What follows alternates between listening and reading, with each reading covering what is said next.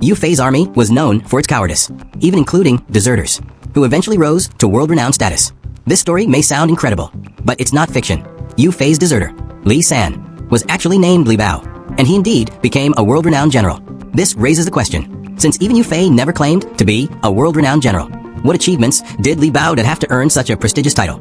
Li San, known as a world-renowned general, was actually Li Bao, a prominent figure from Shandong. After the Jinkong incident, the Jin army invaded the south.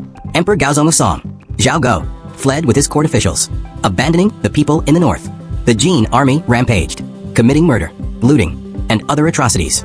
Driven by justice, Li Bao, determined to protect his neighbors, recruited hundreds of militiamen from his hometown, and formed an anti-Jin army. Under Li Bao's leadership, this army not only effectively stopped the Jin army's advance, but also safeguarded the peace of the people. Their heroic deeds earned them the admiration of the people, but also made them a thorn in the side of the Jin army. Soon, the Jin army launched a massive siege on Li Bao's village. Despite their valiant efforts, Li Bao and his men struggled to break through the encirclement. However, they did not sit idly by and wait for death. Instead, they gathered all their strength and fought their way through the Jin encirclement.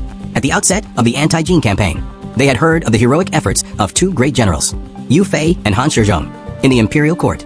Later, learning that Yue Fei's troops were stationed nearby, Li Bao led his remaining 40 men to join him, hoping to continue the anti-Jin cause under his command. Soon, they were able to meet Yue Fei and receive him warmly. His respect for them deepened after learning of their heroic deeds. Upon understanding their purpose, Yue Fei readily accepted their offer and, given their combat experience, incorporated them into the Beiwei army, the most elite branch of Yue's army.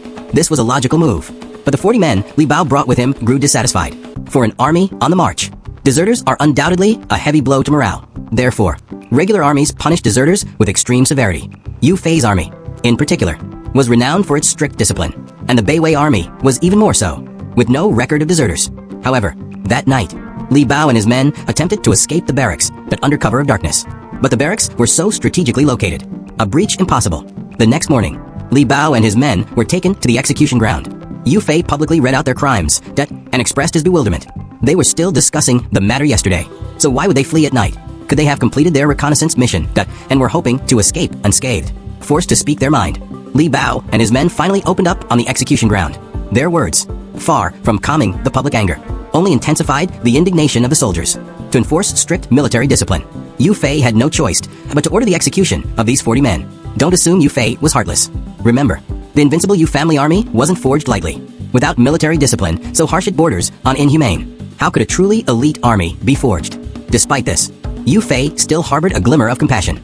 As the executioner drew his sword to execute Li Bao, Yue Fei intervened. Remembering Li Bao's contributions, I end the fight against the Jin army in the north.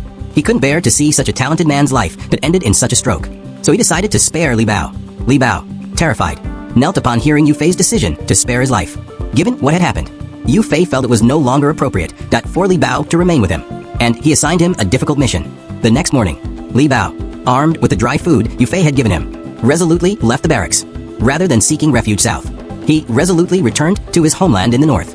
Why did Li Bao return north? And what mission did Yue Fei entrust to him? Yue Fei ordered Li Bao to return to Shandong, infiltrate behind enemy lines, and rebuild an anti-Jin army. According to the imperial court's decree, Yue Fei would soon lead his army north, urgently requiring the support of the local populace and the cooperation of the militia. Li Bao's mission was to publicize Yue Fei's prestige the people and seize the opportunity to assemble a force capable of cooperating with Yue's army. Yue Fei and Li Bao's combined attack from both sides would surely catch the Jin army off guard. The following year, Han Shizhong led his army north to resist the Jin army, encountering them at Lianyungang, Jiangsu, where a fierce battle ensued. Upon learning of this, Li Bao quickly rushed to the battlefield and worked closely with Han Shizhong to successfully defend the area. Later, the Southern Song Court ordered Han Shizhong to withdraw his defenses, forcing him to retreat south, taking Li Bao with him. Soon after, Yue Fei, at the cost of his life, secured 20 years of peace for the Southern Song. However, 20 years later, the Jin Emperor Wan Yanliang personally led Point 4 army southward, advancing both by land and sea, an unstoppable force. How should the Southern Song dynasty respond to the Jin naval fleet? At this moment, Li Bao stepped forward. He was no longer the reckless Li San of the past, but a leading Southern Song general.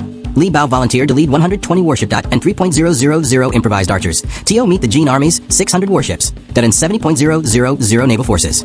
Faced with such a disparity in strength, Li Bao showed no fear.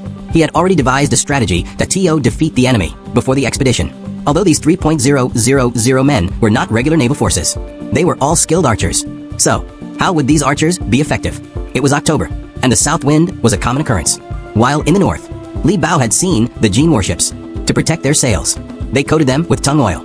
Tung oil ignited when exposed to fire. Combined with the south wind, the Jin army would be unable to resist.